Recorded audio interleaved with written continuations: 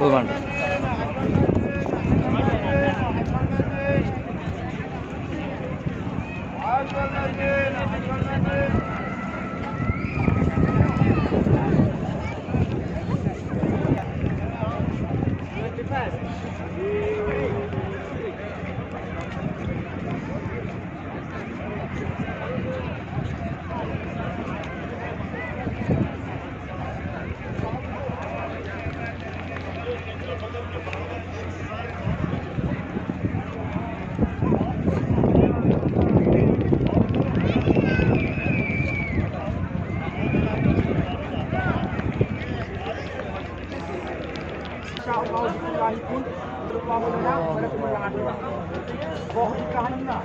സെക്ഷന്റെ ഉള്ളിലുള്ളതാണ് ഹംസ റളിയല്ലാഹു തആല എന്ന് പറയപ്പെടുന്ന അല്ലാഹു ആലം.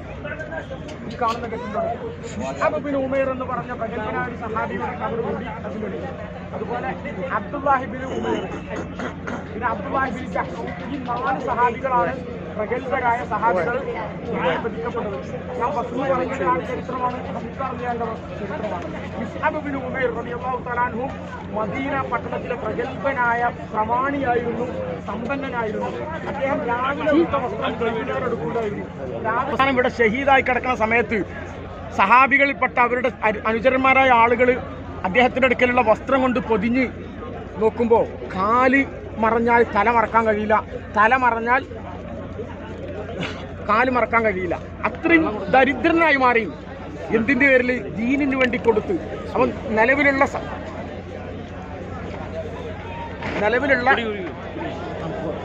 നിലവിലുള്ള സമ്പത്തൊക്കെ ദീനിന് വേണ്ടി കൊടുത്തു.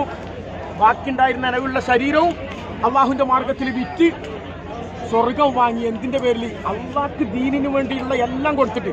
ഇന്നല്ലാഹ അശ്തറാ മിനൽ മുഅ്മിനീന അൻഫുസഹും വഅംവാലുഹും ബിഅന്ന ലഹുമുൽ ജന്ന. വിശ്വാസികളുടെ കൂട്ടത്തിലെ ആൾക്കാരുണ്ട്, അവർ അവർ വിറ്റിരിക്കുന്നു മുഅ്മിനീങ്ങളിൽ നിന്ന് എന്തൊക്കെ അൻഫുസഹും വഅംവാലുഹും, അവരുടെ സമ്പത്തും കൊടുത്തു, അവരുടെ ശരീരം കൊടുത്തു. എന്തിന്? ബിഅന്ന ലഹുമുൽ ജന്ന, സ്വർഗം അവർക്ക് പകരം കൊടുക്കാമെന്ന കരാറിന്റെ അടിസ്ഥാനത്തിൽ. നമ്മൾ ഇവിടെയൊക്കെ വന്നിട്ട് ഈ സഹാബികളുടെ ചരിത്രമൊക്കെ പഠിക്കുമ്പോൾ നമ്മളൊന്ന് ആലോചിച്ച് നോക്കുക. അള്ളാഹുവിന്റെ മാർഗത്തിൽ നമ്മുടെ ശരീരം എത്ര കൊടുക്കാൻ നമുക്ക് സാധിച്ചിട്ടുണ്ട്, സമ്പത്ത് എത്ര ശതമാനം അള്ളാഹുവിന്റെ മാർഗത്തിൽ കൊടുക്കാൻ സാധിച്ചിട്ടുണ്ട്. ഇവരൊക്കെ ജീവിതത്തിൽ വളരെ സൗഖ്യത്തോടു കൂടി ആഡംബരത്തോടു കൂടി ജീവിച്ചവരായിരുന്നു. പക്ഷെ ആദർശം സ്വീകരിച്ചപ്പോൾ അവർക്കുണ്ടായ പരിവർത്തനങ്ങൾ. നമുക്ക് ആദർശം സ്വീകരിച്ചപ്പോൾ അയൽവാസിയോടും കുടുംബങ്ങളോടും നാട്ടുകാരോടുള്ള വൈരുദ്ധ്യം വിദ്വേഷം മാത്രം കൂടിയത് നമുക്ക് പറയാൻ പറ്റുള്ളൂ. ആദർശം സ്വീകരിച്ചതിന്റെ പേരിൽ എൻ്റെ ഹൃദയത്തിന് സംസ്കരണം ഉണ്ടായിട്ടുണ്ട്, എൻ്റെ സ്വഭാവത്തിൽ മാറ്റം ഉണ്ടായിട്ടുണ്ട്, കുടുംബവുമായി ബന്ധപ്പെട്ട വിഷയത്തിൽ എനിക്കൊരുപാട് സംസ്കരണം ഉണ്ടായിട്ടുണ്ട്. ഞാൻ ഒരുപാട് അള്ളാഹുവിനോട് വിനയാന്വിതനാണ്. എൻ്റെ ശരീരവും എൻ്റെ സമ്പത്തും അള്ളാഹിന്റെ മാർഗത്തിൽ കൊടുക്കാൻ ഞാൻ തയ്യാറാണ് എന്ന് പ്രഖ്യാപിക്കാനാണ് ആദർശ വിശദീകരണം അല്ലെങ്കിൽ ആദർശ സ്വീകരണം നമുക്കുണ്ടാക്കേണ്ട സംസ്കരണം. ഇവിടെയാണ് അള്ളാഹു സുബ്ഹാനഹു വ തആല ഈ മരിച്ചുപോയ ആളുകളെ കുറിച്ച് പറഞ്ഞത്. വലാ തഹ്സബന്നല്ലദീന ഖുതിലൂ ഫീ സബീലില്ലാഹ്, അള്ളാഹിന്റെ മാർഗത്തിൽ കൊല്ലപ്പെട്ട ആളുകൾ നിങ്ങൾ മരിച്ചവരാണെന്ന് വിചാരിക്കരുത്. വല്ലഹ്യാഉൻ ഇൻദ റബ്ബിഹിം യുർസഖൂൻ, അവർ അള്ളാഹിന്റെ അടുക്കൽ ജീവിച്ചിരിക്കുന്നവരും അവർക്ക് അനുകൂലമായ രീതിയിലുള്ള ഭക്ഷണം കഴിക്കുന്നവരുമാണ്. അള്ളാഹു അവർക്ക് ഭക്ഷണം കൊടുത്തുകൊണ്ടിരിക്കുന്നുണ്ട്. അവർ സ്വർഗത്തിന്റെ സോപാനങ്ങളിലാണുള്ളത്. മരിച്ചവരാന്ന് കരുതരുത്. ആ ഒരു കാഴ്ചപ്പാടാണ് യുദ്ധരംഗത്ത് നിൽക്കുമ്പോൾ അവരുടെ അടുക്കലുണ്ടായിരുന്ന തിന്നുകൊണ്ടിരിക്കുന്ന ഈത്തപ്പഴം പൂർത്തിയാക്കാൻ കാത്തു നിൽക്കാതെ അത് വലിച്ചെറിഞ്ഞുകൊണ്ട് അള്ളാഹുവിന്റെ മാർഗത്തിൽ ഷഹീദാകാൻ അവർ പോയിട്ടുള്ളത്. നമ്മളെ സംബന്ധിച്ചിടത്തോളം ശുഹദാ എന്ന പദവിയെക്കുറിച്ചോ അതിനെക്കുറിച്ചോ ചർച്ചയോ നമ്മുടെ നാട്ടിലോ നമ്മുടെ സമൂഹത്തിലോ ഇല്ല. അതെല്ലാം ഭീകരവാദമാണ് എന്ന് പ്രഖ്യാപിക്കുന്ന ഒരു സമൂഹത്തിന്റെ മുമ്പിലാണ് നമ്മളുള്ളത്. ആരെങ്കിലും ഫലസ്തീനു വേണ്ടി സ്വന്തം രാജ്യം ജനാധിപത്യ രീതിയിൽ തെരഞ്ഞെടുത്ത ഒരു രാജ്യത്ത് അതിന്റെ ഭരണഘടന നടപ്പിലാക്കിക്കൊണ്ടിരിക്കുന്ന നിയമം നടപ്പാക്കിക്കൊണ്ടിരിക്കുന്ന ആളുകൾ പോലും ചെയ്യുന്ന യുദ്ധത്തെ ഭീകരവാദത്തിന്റെയും തീവ്രവാദത്തിന്റെയും ഒക്കെ കൂട്ടത്തിൽ എഴുതാനാണ് നമ്മുടെ പലരുടെയും താല്പര്യം.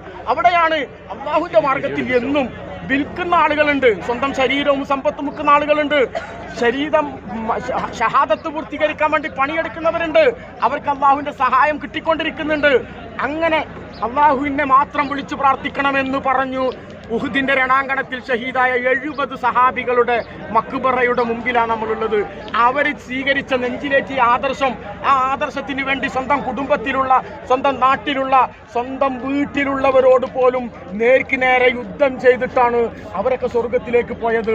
നമ്മൾ എന്ത് ചെയ്തിട്ടാണ് അള്ളാഹുവിന്റെ സ്വർഗം പ്രതീക്ഷിക്കുന്നത്, അള്ളാഹുവിന്റെ സ്വർഗം ചോദിക്കുന്നത്, പ്രാർത്ഥിച്ചു കൊണ്ടിരിക്കുന്നത് എന്ന ഒരു ചോദ്യം ഈ ഉഹുദിൽ നിന്ന് പോകുമ്പോൾ അവിടെ മനസ്സിലുണ്ടാവണം. എന്ത് കൊടുത്തിട്ട് എന്തിന് പകരമാണ് അള്ളാഹുവിനോട് നമുക്ക് ചോദിക്കാൻ പറ്റുക? അള്ളാഹു നൽകിയ ഒരുപാട് അനുഗ്രഹങ്ങൾ, ജീവിതത്തിന്റെ വ്യത്യസ്തമായ മേഖലയിലുള്ള അനുഗ്രഹങ്ങൾ ഓരോന്ന് എണ്ണി എണ്ണി എണ്ണി എണ്ണി പറഞ്ഞു നോക്കുമ്പോൾ അതിനോട് പകരം ചെയ്യാൻ നമുക്ക് സാധിച്ചിട്ടില്ല.